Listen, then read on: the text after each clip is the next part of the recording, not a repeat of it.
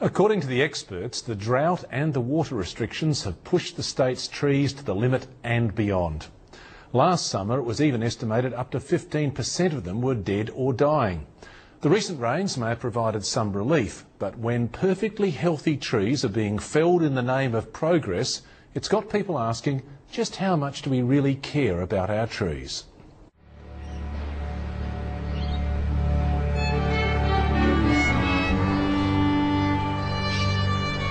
We've got to be careful of the death by 1,000 cuts. Now, every single example might sound good, but when you total them all up, that's a lot of trees disappearing for a lot of different circumstances across the Adelaide metropolitan area. That will change our climate, it will change the quality of the city, so we need to be very cautious about the decisions we are making relatively flippantly about our green infrastructure.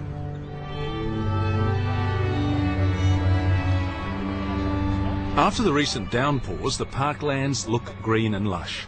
They're even filled with frolicking and warbling magpies. But to the trained eye of the urban ecologist, Professor Chris Daniels, all is not well. Oh, Ian, yes, I think we will lose another significant number of trees through this summer, and it's both natives and introduced species. People tend to think that natives are immune to drought. They're not. He's able to point out a number of native trees that are dead and dying, and says that being water-wise at the expense of our public parks and home gardens is a mistake. There is a tendency to blame plants, to blame gardeners, to blame the green infrastructure on our problems with water, and that's grossly unfair. They might use a proportion of our water, but they give us back so much more. And as part of this debate, the loss of the importance and the significance of trees, shrubs, understory, grass to our quality of life is getting lost. And it's not just trees. I mean, we're seeing the appearance of artificial lawn instead of lawn for those who want to have that sort of amenity value. It's the wrong way to think about it. We should be thinking about how to keep a green infrastructure with the water we've got available, not one or the other. But more and more trees are being cut down, and it's not just due to the drought. They're being felled as part of makeovers by local councils, like this one in Semaphore's main street, and another on Walkerville Terrace, where the council, as part of a deal with a shopping centre developer, is going to remove all the existing street trees and replace them with jacarandas. It's a move that's totally confusing to a couple from the country visiting the area. We're going to get less rain. The Riverland, we're only on 10% of irrigators' water licence, and we're trying to save every tree we can. So I don't know why in Adelaide they're trying to cut them down. And it wasn't just what's happening in Walkerville that had them upset. What they're doing down there on the way to Port Adelaide, taking all those trees out to the entertainment centre, is ridiculous. The bulldozing of the trees as part of the tram extension is being done with the blessing of the state government. It's the same story in the parklands near the zoo with the giant panda pavilion project.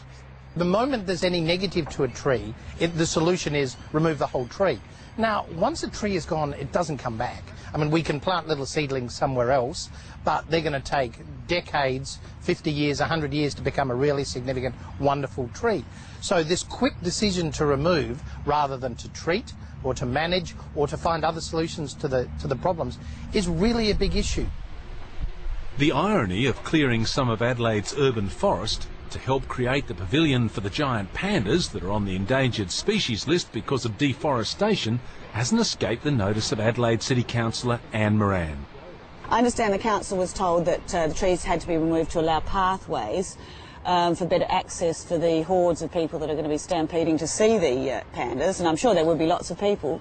But personally, one has to ask the question, couldn't they weave between the trees as the Warm Adelaide crowds did? And it seems to be quite a lot of open access here, so it's puzzling why the creek had to be so denuded. The Adelaide City Council advised against the tree removal, but because Botanic Park comes under a state government act, it went ahead. Anne Moran says she can't talk in detail about the process due to a government gag on councillors commenting before and after a decision has been made. I can only talk in generalities, but what you can usually find is if, say, 6 significant trees were requested for removal, you can usually multiply it by a factor of 10, because trees just under the significant size don't need permission to be removed. And we can see by the number of tree stumps there that quite a lot of trees and foliage have been removed. In fact, there's really nothing much left, is there? Not far from the Panda project, more of Botanic Park's trees have gone the way of the dodo to make way for road widening and car parking. And according to Anne Moran, when the government gets involved in tree removal, it's a bad signal to the wider community. While I can't comment on their applications, their tree removals, I think out there in the public, they see the government chopping down a lot of trees and feel a bit, so why do we have to keep our big river in our backyard if, you know, they do it so easily?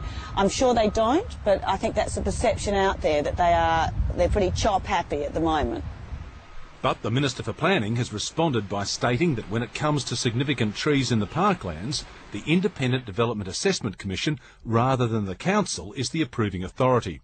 And the state government would have been required to make the same case as any other landholder in seeking approval for removing the trees for the tram extension and the zoo expansion.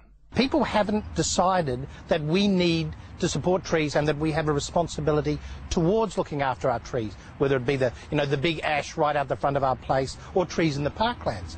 And people often expect either someone else to look after the tree, or when it becomes bothersome, you remove it. We should be thinking about looking after trees and looking after the natural environment in the same way we look after our pets. And we have to take the rough with the smooth.